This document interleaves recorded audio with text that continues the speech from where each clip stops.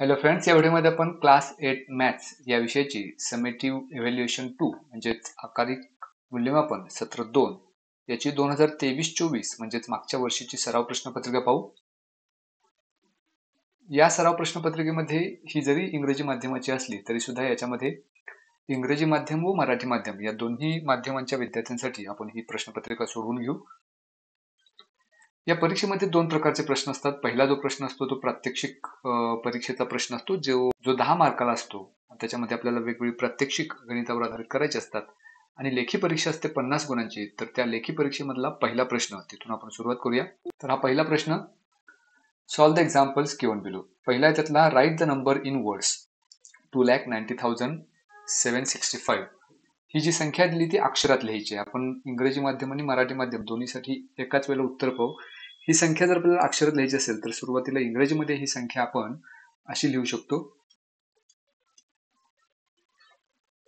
2,90,765. तर अशा पद्धतीने आपल्याला ही संख्या इंग्रजीमध्ये लिहिता येते आणि ही संख्या जर मराठीमध्ये आपल्याला लिहायची असेल तर ती आपण अशी लिहू शकतो. 2,90,765. तर या पद्धतीने आपण ही संख्या इंग्रजी आणि मराठी दोन्हीमध्ये लिहू शकतो. संख्या अंकात दिली असेल आणि ती आपल्याला अक्षरात लिहायची असेल तर यावर आधारित 1 मार्काचा हा प्रश्न असू शकतो, किंवा उलट सुद्धा असेल. एखादी संख्या आपल्याला अक्षरात दिली जाईल आणि ती संख्या आपल्याला अंकात लिहायची असेल. जसं की हा पुढचा प्रश्न आहे, जिथं आपल्याला असं दिलंय 8,09,403 असा प्रश्न दिला. अशी एक संख्या अक्षरात दिलेली आहे, ही आपल्याला अंकात लिहायची आहे. म्हणजे इथं 8 लाख लिहू, त्याच्यानंतर 9,000 आहे त्यामुळे इथं 0,9 लिहायचं, त्याच्यानंतर 403 403. म्हणजे ही संख्या मराठीमध्ये जर हा प्रश्न असेल तर आपल्याला देताना मराठीमध्ये ही संख्या अशी दिली जाईल 8,09,403. ती संख्या आपण अंकात या पद्धतीने लिहू शकतो. पुढचा प्रश्न, write the number in expanded form. Marathi medium मध्ये तो प्रश्न असा असेल, दिलेली संख्या विस्तारित रूपात लिहा.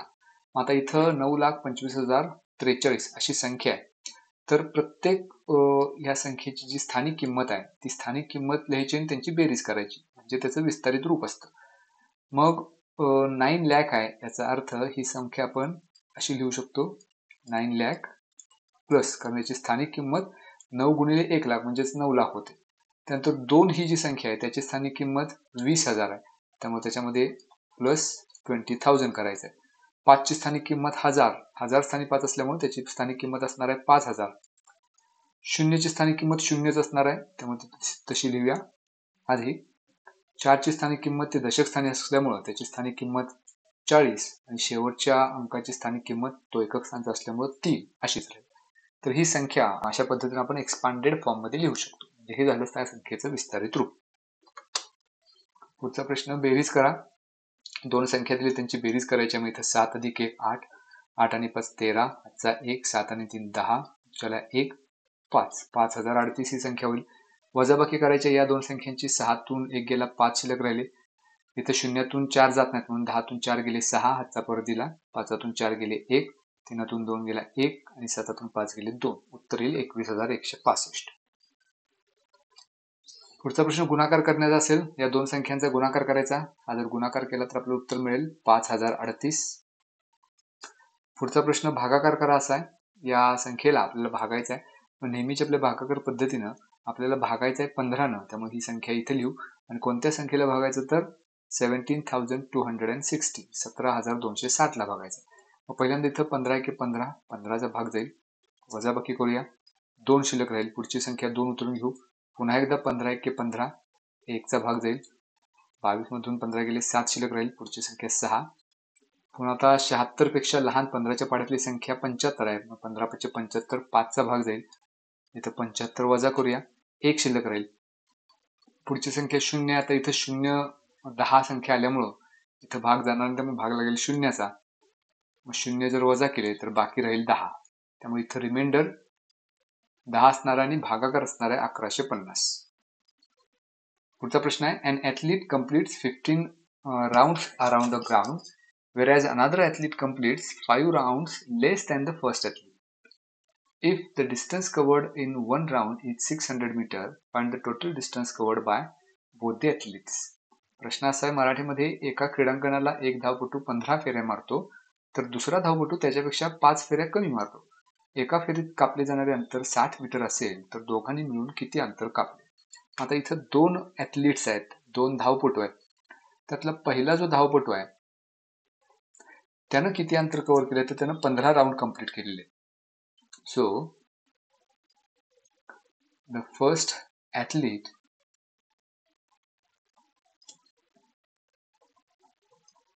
completes 15 rounds. आता त्याच्यानंतर दुसरा ॲथलीट किती राऊंड कमी करतोय किंवा किती राऊंड पार करतोय, पूर्ण करतोय, ते दिलेले नाहीत. फक्त आपल्याला रिलेशन असं दिले की दुसरा जो ॲथलीट आहे तो पहिल्यापेक्षा 5 कमी राऊंड पूर्ण करतोय. म्हणजे दुसरा जो ॲथलीट आहे, that is the second athlete, completes, तो किती राऊंड कंप्लीट करतो, तर 15 पेक्षा 5 कमी म्हणजे 10 राऊंड्स. आता या दोघांचे मिळून टोटल राऊंड्स किती होतील, तर यांचे टोटल राऊंड्स होतील, total rounds is equal to 15 plus 10. 15 plus 10 that's 25. हे इतके राऊंड झाले. आपल्याला प्रश्न विचारलाय की त्या दोघांनी मिळून किती अंतर कव्हर केले. आता इथे एक रिलेशन असं दिले की एक राऊंड ज्यावेळेला पूर्ण होतो त्यावेळेला 600 मीटर अंतर कापलं जाते. मग असे 25 राऊंड्स आहेत. मग एकूण अंतर काढायला या 25ला 600 न गुणायचं. मग 25 = 150 होईल आणि त्यावर 2 शून्य. तर एवढं मीटर अंतर हे दोघं मिळून कव्हर करते, 15,000. आता हाच प्रश्न मराठीमध्ये लिहिताना आपण फक्त एवढंच लिहायचं की पहिला धावपटू 15 राऊंड पूर्ण करतोय, दुसरा धावपटू 10 राऊंड पूर्ण करतोय, म्हणून एकूण राऊंड 15 + 10 = 25. बाकी सगळं उत्तर पुढं आहे तसंच येणार.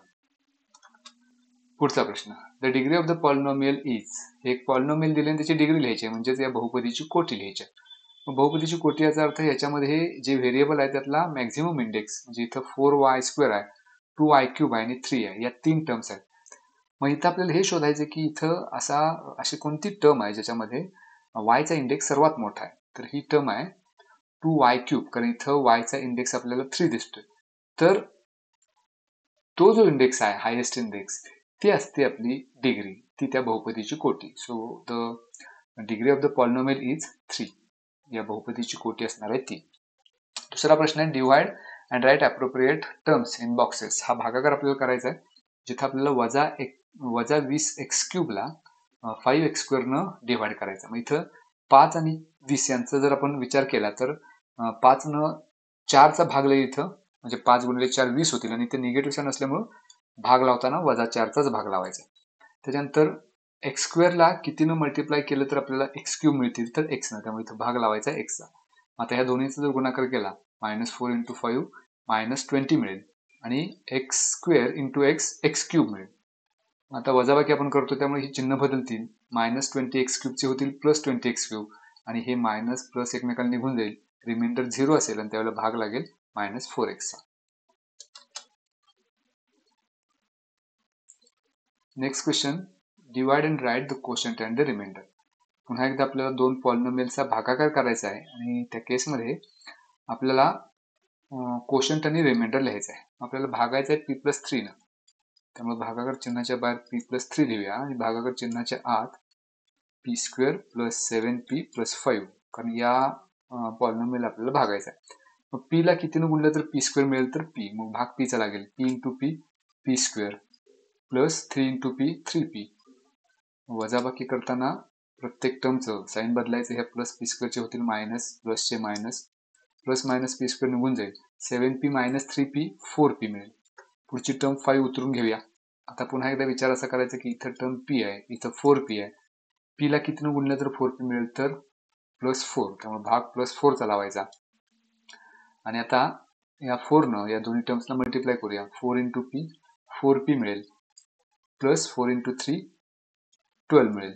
तर पुन्हा एकदा वजाबाकी करताना ही चिन्ह बदलायची, +4p ला -4p निघून जाईल, 5 - 12 -7 मिळेल. So this is the remainder, -7 is the remainder, म्हणजे इथं -7 ही बाकी असणार आहे आणि त्यावेळेला हा जो भाग लागलाय तो आहे कोशंट, म्हणजेच इथं भागाकार आहे P+4. पुढचा प्रश्न आहे, write the option number in the box which shows the correct solution of an equation. हे इक्वेशन दिले 3x + 12 = 2x - 4. तर हे जे समीकरण आहे त्या समीकरणाची उकल दर्शवणारा योग्य पर्याय या चारपैकी शोधायचा आणि तो चौकटीत लिहायचा. आता जे इक्वेशन दिले ते पहिल्यांदा लिहूया. 3x + 12 = 2x - 4. आता यातले 2x जर आपण लेफ्ट हँड साईडला घेतले तर 3x - 2x होतील = -12 जर पलीकडे घेतले तर हे -4 आहे तसेच, +12 जर पलीकडे घेतले तर -12 होतील. सो 3x - 2x 1x म्हणजेच x, -4 - 12 दोन्ही संख्या निगेटिव्ह असल्यामुळे या दोन्हीची बेरीज करायची आणि उत्तराला निगेटिव्ह साइन द्यायचं. So x = -16. So this is the solution. तर हे ही याची उकल झाली. आता हा पर्याय आपल्याला पर्याय क्रमांक 2 मध्ये दिला. So the correct option is option number 2. Next question, if 2 into y minus 4 is equal to 5 into bracket y plus 3 minus 8, then what is y? या समीकरणामध्ये y ची किंमत आपल्याला काढायचं. मग हे जे इक्वेशन दिले ते सोडवत असताना पहिल्यांदा ह्या लेफ्ट हँड साईडला म्हणजे डाव्या बाजूला ज्या दोन टर्म्स आहेत त्यांचा गुणाकार करावा लागेल. म्हणजे 2 into y minus 4 म्हणजे या दोन न कंसाच्या आत गुणलं तर 2 into y म्हणजे 2y मिळेल, minus 2 into 4 8 is equal to 5 into y 5y plus 5 into 3 15 minus 8. मग आता 2y minus 8 आहे तसेच ठेवा, that is equal to 5y plus 15 - 8 म्हणजे 7 मिळेल. आता हे जे 7 आहे ते आपण लेफ्ट हँड साईडला घेऊया, म्हणजे -8 आहे तसेच आणि +7 ह्या बाजूला घेतलं तर -7 होतील. That is equal to 5y आपण राईट हँड साईडलाच ठेवणार, 2y सुद्धा राईट हँड साईडला घेतलं तर -2y होते. सो -8 - 7 इट इज -15, कारण दोन्ही निगेटिव्ह आहे त्यामध्ये याची बेरीज करायची. and 5y minus 3y and 5y minus 2y उत्तर मिळेल 3y. आता y ची किंमत काढायची, 3 सुद्धा आपण लेफ्ट हँड साईडला घेऊया, म्हणजे -15 डिवायडेड बाय 3 होईल, that is equal to y. आता 3 न जर भाग घालवला तर 5 चा भाग जाईल, तर इथे निगेटिव्ह साईन विसरायचं नाही, फक्त न्यूमरेटरला निगेटिव्ह साईन आहे, त्यामुळे 5/1 च्या ऐवजी ते उत्तर होईल -5/1, that is -5. So this is the value of y, that is y is equal to -5. तर ही y ची किंमत. Next question is, Rina has 4 times the amount that Meena has. Total amount with them is ₹300. Complete the following activity to find the amount with Rina. म्हणजे Marathi medium मध्ये प्रश्न असा असेल, रीना जवळील रक्कम मीना जवळील रकमेच्या दुप्पट आहे. इथं 4 पट करावं लागेल कारण 4 टाइम्स दिले. ओके, रीना जवळील रक्कम मीना जवळील रकमेच्या 4 पट आहे. दोघींजवळील एकूण रक्कम ₹300 आहे, तर रीना जवळील रक्कम काढा. या प्रश्नाचं उत्तर आपल्याला मिळवायचं आहे. आता ह्याच्यामध्ये हे ऍक्टिव्हिटीच्या फॉर्म मध्ये आपल्याला उदाहरण दिलेलं असेल, पूर्ण सोडवायचं आहे. मग प्रश्न इथं असा आहे की रीना आणि मीना यांच्यामधली जी काय अमाऊंट आहे ती टोटल अमाऊंट 300 आहे, म्हणजे एकूण ₹300 त्यांच्याकडे आहे. मग रीनाकडे किती रुपये आहेत, मीनाकडे किती रुपये आहेत माहिती नाही, पण त्यांच्यामधले रिलेशन आपल्याला असं दिले की Reena has 4 times amount that Meena has, म्हणजे मीनाकडे जेवढे रुपये आहेत त्याच्या 4 पट रक्कम रीनाजवळ आहे. मग आता मीनाजवळ रक्कम किती आहे त्याच्यासाठी एक अक्षर घेऊया. Let Meena has ₹x. मग आता मीनाजवळ x रुपीज असतील तर रीनाजवळ त्याच्या 4 पट आहे. मग रीनाजवळ किती असणार आहे, देअरफॉर रीना हॅज x ची 4 पट म्हणजेच 4 गुणिले x.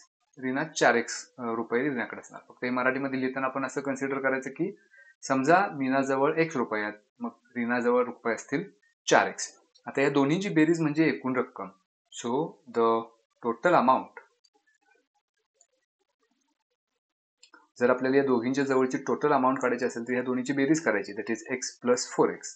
आणि ही टोटल अमाऊंट दिलेली आहे 300. मग त्याच्या खाली लिहूया 300, that is equal to x plus 4x म्हणजेच 5x. आता x ची किंमत काढायची आहे. 5 आपण लेफ्ट हँड साईडला घेऊया, डिनॉमिनेटरला जाईल, that is equal to x.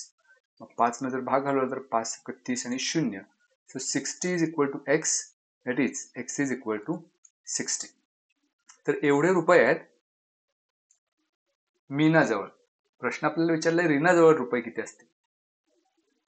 मग रीनाकडे याच्या 4 पट रुपये आहेत. म्हणजेच रीना हॅज 4x रुपीज. म्हणजेच 4 into x. ची किंमत इथं 60 काढली. 60ला जर 4 न गुणलं तर 240 येईल. तर एवढे रुपये रीनाकडे असणार. Next question, triangle ABC and triangle LMN are congruent. म्हणजे हे दोन ट्रायंगल्स कॉन्ग्रुएंट दिलेत, म्हणजे एकरूप दिलेलेत. मराठीमध्ये एकरूप असा शब्द येईल तिथं. There congruent parts are shown with identical marks. हे समान चिन्हांनी दाखवले ते कॉन्ग्रुएंट पार्ट्स आहेत. म्हणजे एबीची एकरूप साइड एलएम आहे, बीसीची एकरूप साइड एमएन आहे आणि एसीची एलएन आहे. आणि मग असं जर असेल तर ह्या 4 पर्यायापैकी कोणता पर्याय बरोबर असणार आहे. म्हणजे हे दोन ट्रायंगल्स तर कॉन्ग्रुएंट असणारच आहेत, एकरूप असणारच आहेत. फक्त आपल्याला त्यांचा करस्पॉन्डन्स लिहायचा आहे, कारण ह्या 4ही ऑप्शन मध्ये आपल्याला ट्रायंगल तेच दिसतील, फक्त नावं त्यांची वेगवेगळी आहेत. म्हणजे पहिलं ट्रायंगल एबीसी आहे तसाच घेतलाय, फक्त दुसरा जो ट्रायंगल आहे तो पहिल्यांदा त्याचं नाव एलएमएन घेतलंय, नंतर एलएनएम घेतलंय, नंतर एनएलएम घेतलंय आणि नंतर एमएनएल घेतलंय. त्यापैकी एकच कुठला तरी पर्याय बरोबर आहे. म्हणजे त्या करस्पॉन्डन्ससाठीच, म्हणजे त्या एकाच एक संगतीसाठीच ते दोन ट्रायंगल्स कॉन्ग्रुएंट असणार आहेत. म्हणजे ह्या प्रत्येक पर्यायामध्ये ट्रायंगल तेच जरी असली तरी त्यांचा करस्पॉन्डन्स वेगवेगळा आहे. आपल्याला निवडायचा आहे अचूक करस्पॉन्डन्स. मग इथं एबी ही साइड जर आपण घेतली तर त्या ट्रायंगलची साइड एबी आपण घेऊया. मग त्याची करस्पॉन्डिंग साइड कोणती आहे तर एलएम. म्हणजे इथं ट्रायंगल होईल एलएम. आता एकच व्हर्टेक्स ट्रायंगल एबीसीचा राहिला, तो शेवटी घेऊ. त्याचा करस्पॉन्डिंग व्हर्टेक्स इथं झाला एन.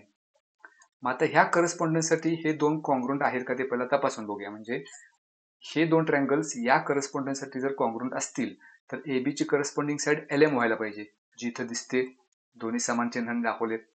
बीसी ची करस्पॉन्डिंग साइड एमएन इथे सुद्धा दिलेली आहे आणि एसी ची करस्पॉन्डिंग साइड एलएन आहे.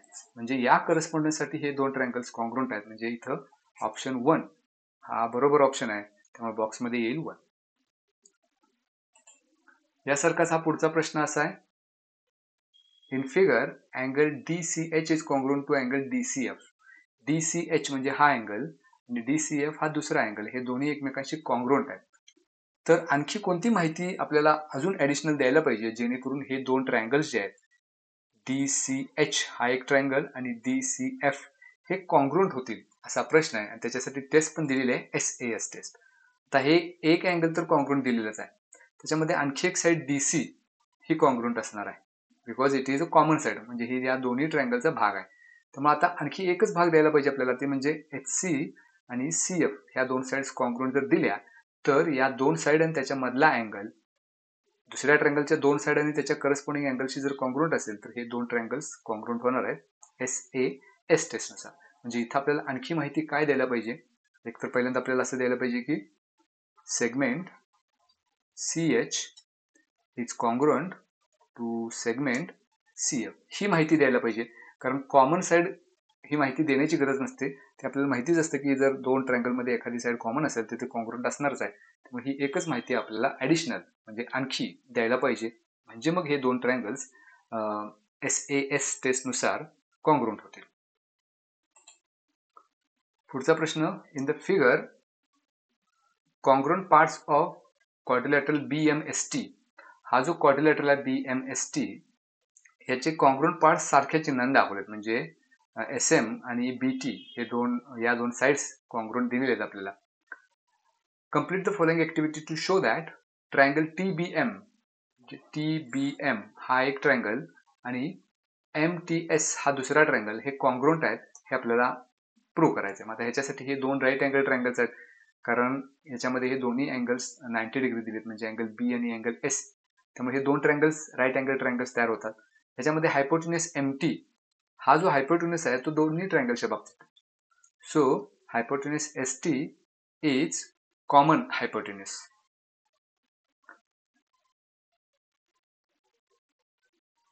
For both of this two triangles. म्हणजे ती कॉमन साइड झाली. त्यानंतर BT is given to be congruent with MS, ह्या सारख्या चिन्हाने दाखवलेत बिकॉज इट इज गिव्हन. आणि मग हे दोन ट्रायंगल्स कोणत्या टेस्टनं कॉन्ग्रुएंट होतील तर triangle TBM is congruent to दुसरा ट्रायंगल आहे MST. कोणत्या टेस्टनुसार, कारण ह्याच्यामध्ये हे राईट अँगल ट्रायंगल असल्यामुळं ही जी हायपोटेन्यूस आहे ती हायपोटेन्यूस आणि एक एक साइड कॉन्ग्रुएंट आहे. म्हणजे ह्या दोन हे जे दोन ट्रायंगल्स आहेत ते हायपोटेन्यूज साइड या टेस्टनुसार कॉन्ग्रुएंट असणार आहे. Next question is find the amount if compound interest of rupees 2000 at the rate of 5% per annum for 2 years is rupees 205. 2000 रुपयाचे 10.5 दराने मिळणारे चक्रवाढ व्याज जर 205 रुपये असेल तर रास किती? इथं आपल्याला चक्रवाढ व्याज म्हणजेच कंपाऊंड इंटरेस्ट दिलेला आहे 2000 रुपयांचं 2 वर्षाचं त्या 5% पर एनम ते 205 रुपये. तर रास विचारली म्हणजेच आपल्याला अमाऊंट काढायची. आता या प्रश्नाचं उत्तर मिळवायला जर आपल्याला अमाऊंट काढायची असेल तर अमाऊंटचा formula A is equal to P into bracket 1 plus R divided by 100 bracket raise to N. इथे या प्रत्येकाचा अर्थ लक्षात घ्या. A फॉर अमाऊंट म्हणजेच रास, P फॉर प्रिन्सिपल म्हणजे मुद्दल, R म्हणजे रेट ऑफ इंटरेस्ट म्हणजे व्याजाचा दर आणि N म्हणजे मुदत, किती वर्षांसाठी ते.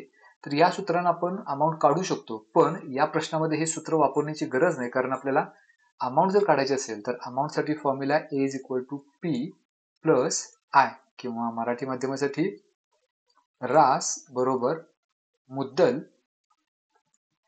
अधिक व्याज.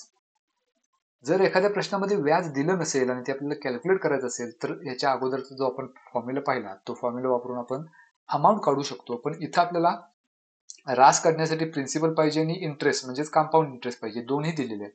प्रिन्सिपल आहे 2000, कंपाऊंड इंटरेस्ट आहे 205.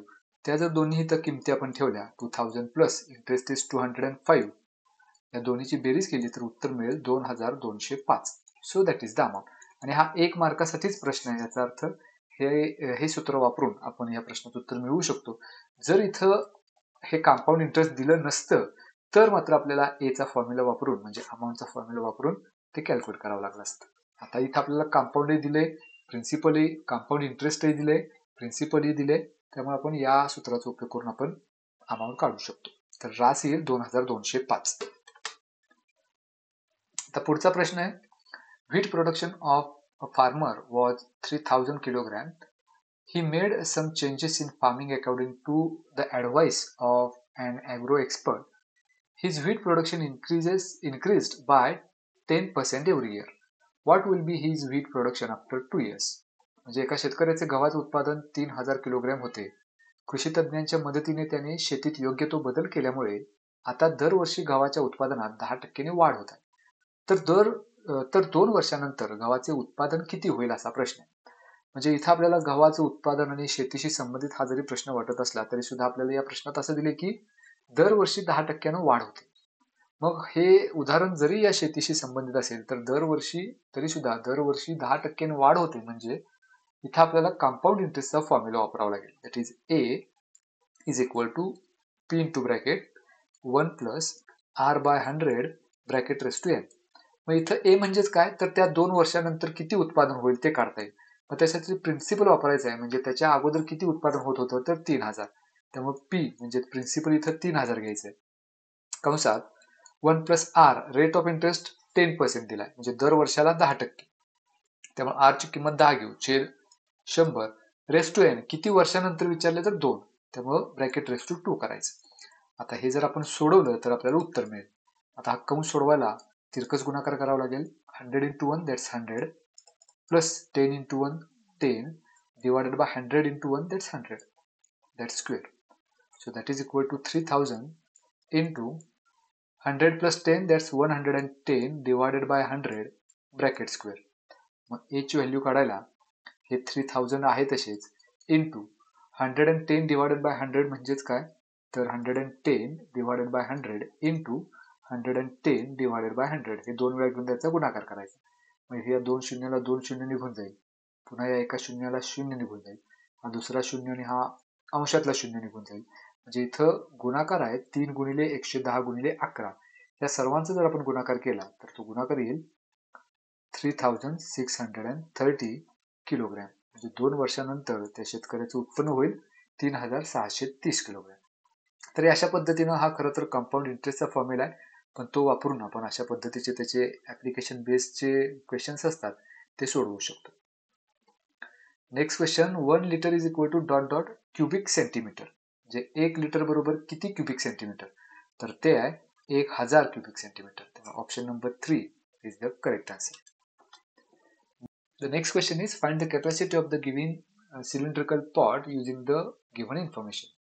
हा एक सिलेंड्रिकल पॉट दिलाय, तर त्या मापावरून वृत्तचिती आकाराच्या भांड्याची धारकता काढा. वृत्तचिती म्हणजेच सिलेंडर, त्याची धारकता म्हणजेच त्याचा व्हॉल्यूम काढायचा आहे, ज्याला मराठीमध्ये आपण म्हणतो घनफळ. तर याची कॅपॅसिटी किती असते, तर त्याच्या व्हॉल्यूम इतकी, म्हणजे त्याच्या घनफळा इतकी. So we have to use the formula for volume of a cylinder. त्यामुळं इंग्लिश मीडियम मध्ये आपण असं लिहू शकतो, volume of cylinder is equal to, formula आहे pi r square h. Volume of सिलेंडरलाच मराठीमध्ये आपण त्या वृत्तचितीचे घनफळ म्हणू शकतो. आपल्याला त्याची धारकता काढायचं म्हणजे त्याचं घनफळ काढायचं आहे. त्यामुळे वृत्तचितीचे घनफळ बरोबर हे सूत्र तयार होईल. आता ह्या सूत्रामध्ये प्रत्येकाचा अर्थ समजून घेऊ. पायची व्हॅल्यू माहिती आपल्याला, आर म्हणजे त्रिज्या आणि एच म्हणजे उंची. इथे त्रिज्या 3.5 दिलेली आहे. हा जो सर्क्युलर बेस आहे याचा, त्याची त्रिज्या रेडियस 3.5 आहे आणि हाईट 10 आहे. यात किमती ठेवूया. पायची किंमत ठेवूया 22/7 इंटू आर स्क्वेअर म्हणजेच 3.5 चा स्क्वेअर, याचा अर्थ 3.5 इंटू 3.5 इंटू एच इज 10. मग इथं 7 न जर भाग घालवला 3.5 ला, तर 0.5 चा भाग जाईल. सो 22 इंटू 0.5 इंटू 3.5 इंटू 10, ह्या सर्वांचा करायचा गुणाकार. या सर्वांचा गुणाकार आपण जर केला तर उत्तर मिळेल 385 सेंटीमीटर क्यूब. तर इतकं त्याचं घनफळ असणार आहे, त्याचा व्हॉल्यूम असणार आहे, म्हणजे त्याची कॅपॅसिटी 385 क्युबिक सेंटीमीटर असेल. आता पुढचा क्वेश्चन हा ऍक्टिव्हिटीच्या बेसमध्ये आपल्याला असं दिले की a cuboidal box has length 18 centimetre, breadth 15 and height 12 centimetre.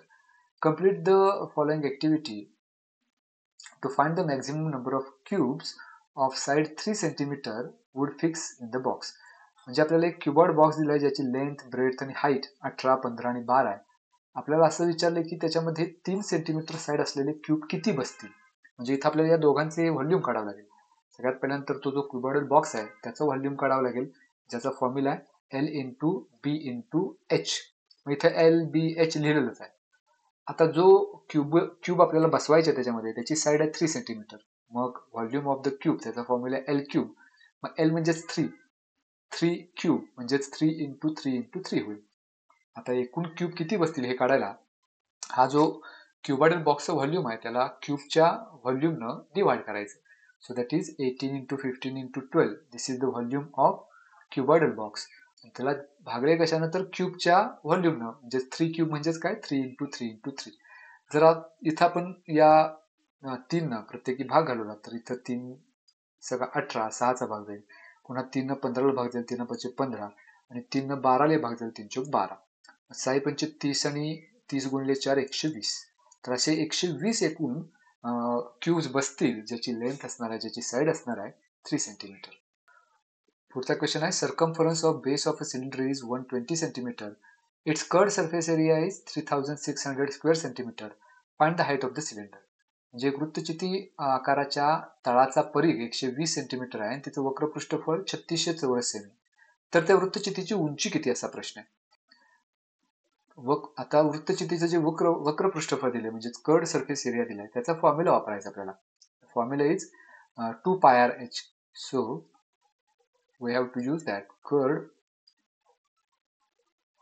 surface area of cylinder. म्हणजे वृत्तचितीचं वक्र पृष्ठफळ, त्याचं सूत्र आहे 2 पाय आर एच. आता ह्याच्यामध्ये किमती ठेवूया. इथं आपल्याला असं दिलं की circumference of the base of a cylinder, म्हणजे या सिलेंडरचा जो बेस असणार आहे, जो सर्क्युलर असतो, त्याचा सर्कम्फरन्स आहे. त्याचा सर्कम्फरन्सचा फॉर्म्युला आहे 2 पाय आर, जो 120 दिलाय. मग इथे या सूत्रामध्ये 2 पाय आर आहे आपल्याकडे, त्याच्या ठिकाणी 120 ठेवूया. सरफेस एरिया दिलाय 3600, त्यामुळे हा या बाजूला 3600 लिहूया, कारण आपण curved surface area of cylinder हा फॉर्म्युला वापरतोय. आणि आता काढायचं आपल्याला एच म्हणजेच उंची, that is the height of the cylinder, म्हणजेच त्या वृत्तचितीची उंची होईल. आता हे 120 जर आपण लेफ्ट हँड साईडला घेतले तर ते डिनॉमिनेटरला जातील, that is equal to h. शून्याला शून्य निघून जाईल, 12 त्रिक 36 आणि 0. So 30 is equal to h, that is h is equal to 30 centimetre, म्हणजेच त्या वृत्तचितीची उंची असणार आहे 30 centimetre. Next question is the number of books read by 22 students of class 8 in the month of August is given below. जे खाली काही संख्या दिलेत 1, 3, 2, 1, 2, 4. तर ही या वर्गातले जे 22 स्टुडंट्स आहेत त्यांनी वाचलेल्या पुस्तकांची संख्या आहे ऑगस्ट महिन्यामध्ये. आता याच्यावरून आपल्याला त्या सामग्रीचा म्हणजे त्या डेटाचा वारंवारता सारणी तयार करायची आणि त्याचा मध्य काढायचा आहे. म्हणजेच आपल्याला याच्यावरून फ्रिक्वेन्सी डिस्ट्रीब्युशन टेबल तयार करून त्याचा मीन काढायचा आहे.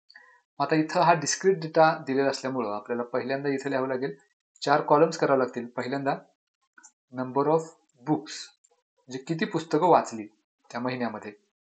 त्याच्यानंतर टॅली मार्क्स आपल्याला करावं लागेल आणि मग त्यावरून त्याची फ्रिक्वेन्सी मोजता येईल टॅली मार्क्स वरून. फ्रिक्वेन्सीसाठी आपण अक्षर वापरूया FI आणि मग सर्वात शेवटी FI इंटू XI. मग XI म्हणजे काय, तर इथं नंबर ऑफ बुक्स, त्याच्यासाठी घेऊया आपण XI. आता या डेटामध्ये जर आपण निरीक्षण केलं तर कमीत कमी नंबर 1 आहे, जास्तीत जास्त 4 आहे. त्यामुळे सुरुवातीचं करताना 1, 2, 3, 4 करू. आता टॅली मार्क्स अशा करायचे की ह्यामध्ये 1 किती वेळा आले ते मोजूया. 1, 2, 3, 4, 5, 6, 7 आणि 8. मग 8 टॅली मार्क आपल्याला करावे लागतील. 1, 2, 3, 4, 5, 6, 7, 8. तर 2 किती वेळा आले बघू. 1, 2, 3, 4, 5, 6, 7. म्हणजे एकूण टॅली मार्क्स होतील 7. त्याच्यानंतर 3 किती वेळा आले तर 1, 2, 3, 4, 5, 6. एकूण 6 टॅली मार्क्स इथं होतील. आणि राहिलेले आता 4 किती वेळा तर 1, 4 एकदाच आलेला आहे, त्यामुळे इथं एकच टॅली मार्क. मग फ्रिक्वेन्सी आपण याची मोजूया. 5 आणि 3 8. 2 या क्लासची फ्रिक्वेन्सी 5 आणि 2 7. इथं 5 आणि 1 6 आणि ही 1. तर हे झाले FI XI. यांचा जर गुणाकार केला तर 8 इंटू 1 म्हणजेच 8 मिळेल. 7 इंटू 2 14. 6 इंटू 3 18. 1 इंटू 4 4. या सर्वांची बेरीज करायची समेशन FI XI ची, जी येईल 44. आणि समेशन FI जे एकूण टोटल नंबर ऑफ स्टुडंट्स 22. तर हे येते का 8 आणि 7 15 आणि 6 21 आणि 1 22. तर हे आपल्याला मिळालं समेशन FI. हे मिळाले समेशन FI इंटू XI. आता आपल्याला जर याचा मीन काढायचा असेल तर त्याच्यासाठी सूत्र आहे आपल्याकडं. Mean is equal to summation FI XI divided by summation FI. Summation FI XI किती आहे तर 44 डिवायडेड बाय समेशन FI 22. ह्या दोन 22 नंतर 44ला भाग घालवलं तर 22 1 22 22 2 44. So mean is 2. तर या पद्धतीने आपण मध्य काढू शकतो. Next question is in a circle with center P, chord AB is drawn of length 9. PQ is perpendicular to AB, then find QB. जे PQ ही AB या कॉर्डवर परपेंडिक्युलर काढलेली आहे. त्याच्यानंतर chord AB is drawn of length 9 centimetre, म्हणजे chord AB जे आहे त्याची लेंथ दिलेली आहे 9. आपण तिथून सुरुवात करूया. Length of chord AB is given to be 9 centimetre. मग आपल्याकडं एक प्रॉपर्टी अशी आहे, when we draw perpendicular from a centre of a circle to a chord it bisects the chord. म्हणजे हा परपेंडिक्युलर जो आपण काढलाय PQ या कॉर्ड AB वर, ती या कॉर्ड AB चे 2 समान भाग करते. म्हणजे AQ आणि QB इक्वल असणार आहेत. थोडक्यात काय, इथं AQ आणि BQ हे इक्वल असणार आहेत आणि ते पूर्ण AB च्या हाफ असणार आहेत. That is 1/2 of AB. इथं आपल्याला BQ ची लेंथ काढायची आहे. सो 1/2 ऑफ AB ची लेंथ दिलेली आहे 9. मग 9 चे 1/2 म्हणजे 9 चे निमपट 4.5 centimetre. So the length of segment BQ is 4.5 centimetre. हा पुढचा प्रश्न पुन्हा एकदा सर्कलच्या या प्रॉपर्टीवर आधारित आहे. O is the centre of the circle. त्याच्यानंतर कॉर्ड AB त्याची लेंथ 16 आहे, which is at a distance 6 centimetre from the centre. म्हणजे हे OP डिस्टन्स 6 सेंटीमीटर दिले. From that find the length of radius. मग रेडियस आपल्याला काढायची आहे. So first of all we should draw this radius OC. मग ही कन्स्ट्रक्शन आपल्याला करावं लागेल पहिल्यांदा. So draw the segment or the radius OC. मग ती OC काढल्यामुळं हा परपेंडिक्युलर आहे, म्हणजेच हा राईट अँगल ट्रायंगल मिळेल. त्यामध्ये आपल्याला या डायग्राम मध्ये असे दिले की segment OP is perpendicular to chord CD. मग सर्कलच्या सेंटरमधून कॉर्डवर काढलेला परपेंडिक्युलर हा त्या कॉर्डचे दोन समान भाग करतो. म्हणजेच सीपी जो आहे तो पूर्ण सीडीच्या म्हणजे पूर्ण कॉर्ड सीडीच्या निमपट असणार आहे. So 1/2 of CD. 1/2 इंटू सीडीची लेंथ दिलेली आपल्याला, कॉर्डची लेंथ 16 आहे, ती इथं ठेवूया. 2 भाग घालू तर 8चा भाग जाईल. So CP is equal to 8. मग इथं सीपी ही जी सेगमेंट आहे त्याची लेंथ 8 मिळाली. ओपी 6 दिलेलंच आहे. आता हा जो ट्रायंगल आहे, triangle OPC, which is a right angle triangle, and in that we can use the Pythagoras theorem, by which we can write hypotenuse square, that is OC square, is equal to OP square plus CP square. आता OC म्हणजेच radius आपल्याला काढायची आहे. OP ची length आपल्याला दिलेली आहे 6 centimetre, ती इथे रिप्लेस करूया. प्लस CP आपण काढलेला आहे 8, that square. So 6 square is 36 plus 8 square is 64. या दोन्हीची बेरीज केली तर 100 मिळेल, that is equal to OC square. पण आपल्याला OC पाहिजे, त्यामुळे दोन्ही बाजूचं स्क्वेअर रूट घेऊया. 100चं स्क्वेअर रूट येईल 10 centimetre. So this is the radius. त्यामुळे या सर्कलची रेडियस असणार आहे 10 centimetre. Next question. Diameters AC and BD of a circle with center E are perpendicular to each other at E. Write the name of any one arc which is congruent to arc AD. जिथे या दोन diameter दिलेत AC आणि BD, त्या E या ठिकाणी एकमेकांना perpendicular मध्ये इंटरसेक्ट करतात असा प्रश्न आहे. आता याच्यामध्ये आपल्याला AD हा जो आर्क आहे त्याच्याशी कॉन्ग्रुएंट असणारा आर्क लिहायचा आहे. मग याच्याशी आर्क हा जो आर्क आहे AD जो 90 डिग्री असणार आहे, कारण हा एक अँगल 90 डिग्री आहे, म्हणजे हा आर्क त्याचं सुद्धा मेजर 90 असणार आहे. त्याचा अँगल इन लिनियर हा सुद्धा 90 डिग्री आहे, त्यामुळे आर्क ABचं मेजर सुद्धा 90 डिग्री असणार आहे. BCचं मेजर पण 90 डिग्री असेल आणि DCचं मेजर सुद्धा 90 डिग्री असणार. म्हणजे इथं आपल्याला एक सोडून 3 आर्क मिळतील. आर्क AB, आर्क BC आणि आर्क DC हे तिन्ही सुद्धा याच्याशी कॉन्ग्रुएंट असणारे आर्क्स आहेत.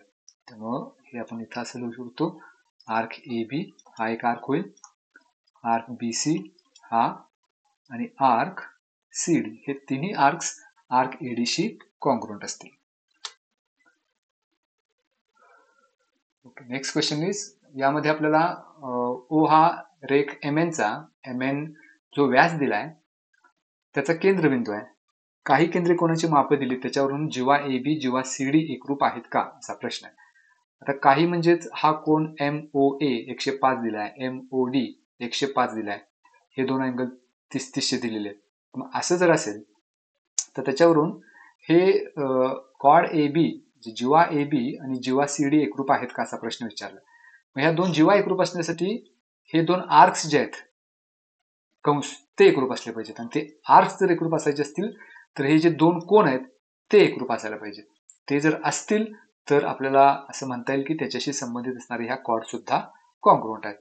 आता याच्यामध्ये आर्क AB हे आपण कन्सिडर केली तर MN हा व्यास असल्यामुळं हे अर्धवर्तुळ मिळेल, आणि या अर्धवर्तुळामध्ये हा एक अँगल 105 आहे, हा 30 डिग्री आहे. म्हणजे हा आर्क AB जो आहे तो या केंद्रीय कोणा इतका असणार आहे. त्यामुळं मेजर ऑफ आर्क AB हे जर आपल्याला काढायचं असेल तर 180 अंशातून हे जे दोन अँगल्स आहेत 105 आणि 30 हे वजा करावे लागतील, कारण 105 आणि 30 हे जितकं काय अँगल होईल तो अँगल आपण जर 180 मधून वजा केला तर या कोणाचा माप मिळेल, आणि हा जितका कोण असेल कोण AOB तेवढंच मेजर या आर्कचा असणार आहे, which is measure of arc AB is equal to 180 minus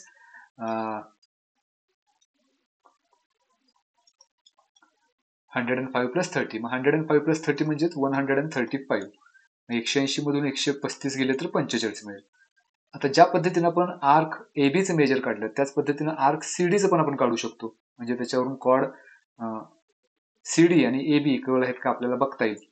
मग in the same way we can have measure of arc CD is equal to, इथं सुद्धा हा जो आर्क आपल्याला मिळाला आहे which is a semi circle, मग या सेमी सर्कल मधून पुन्हा 105 आणि 30 हे जर वजा केले, जसे आपण या सुरुवातीला वजा केले होते 135 अंश, तर वजाबाकी मिळेल 45. आता या दोन्ही जे मेजर्स आहेत या डायग्राम मध्ये आपण पाहू की हे जे दोन्ही आर्क्स आहेत AB आणि CD हे दोन्ही कॉन्ग्रुएंट आहेत, बिकॉज इच ऑफ 45 डिग्री.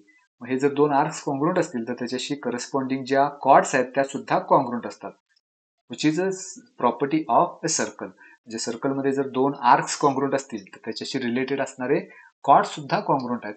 मग आता हे जे दोन आर्क्स आहेत त्यांच्याशी रिलेटेड कॉर्ड्स कोणते, तर कॉर्ड ए बी, दुसरी कॉर्ड आहे कॉर्ड सी डी. म्हणजे आर्क ए बी शी रिलेटेड कॉर्ड ए बी होईल आणि आर्क सी डी शी रिलेटेड कॉर्ड सी डी होईल. त्या दोन्ही कॉन्ग्रुएंट असणार आहेत.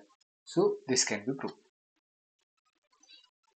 आता हा शेवटचा क्वेश्चन ज्याच्यामध्ये आपल्याला असं दिलं की find incorrect statement and write the correct option in the given box. आपल्याला इथं इनकरेक्ट स्टेटमेंट लिहायचं, म्हणजे ह्या चारपैकी एक स्टेटमेंट असं आहे जे चुकीचं आहे आणि ते आपल्याला ओळखायचं आहे. म्हणजे उरलेली 3 बरोबर आहेत. आता यातलं पहिलं स्टेटमेंट बघूया. The perpendicular drawn from a centre of a circle to the chord bisects the chord. हे स्टेटमेंट बरोबर आहे. त्यामुळे हे काय आपलं उत्तर असू शकत नाही, कारण आपल्याला चुकीचं उत्तर शोधायचं आहे, चुकीचं ऑप्शन शोधायचं आहे. दुसरं आपल्याला असं दिलं की if measures of 2 arcs of a circle are different then these 2 arcs are congruent. हे मात्र चुकीचं स्टेटमेंट आहे की जर दोन आर्क्स आपल्याला सर्कलचे दिले असतील आणि त्यांचे मेजर्स वेगवेगळे असतील तर ते कॉन्ग्रुएंट आहेत असं हे स्टेटमेंट सांगते, पण ते चुकीचं आहे. Those are not congruent. म्हणजे ते दोन आर्क्स जर कॉन्ग्रुएंट असायचे असतील तर त्यांच्याशी रिलेटेड असणारे जे आर्क्स आहेत त्यांचं मेजर कॉन्ग्रुएंट असलं पाहिजे, ते डिफरंट असून चालणार नाही. त्यामुळे ह्यातलं हे इनकरेक्ट स्टेटमेंट आहे. त्यामुळे आपलं उत्तर आहे ऑप्शन नंबर 2. आता ऑप्शन नंबर 2 आपल्याला आपलं उत्तर मिळालं. पुढची 2 स्टेटमेंट बरोबरच असणार आहेत. त्यामुळे या बॉक्समध्ये लिहायचं आहे option number 2 which is the incorrect statement.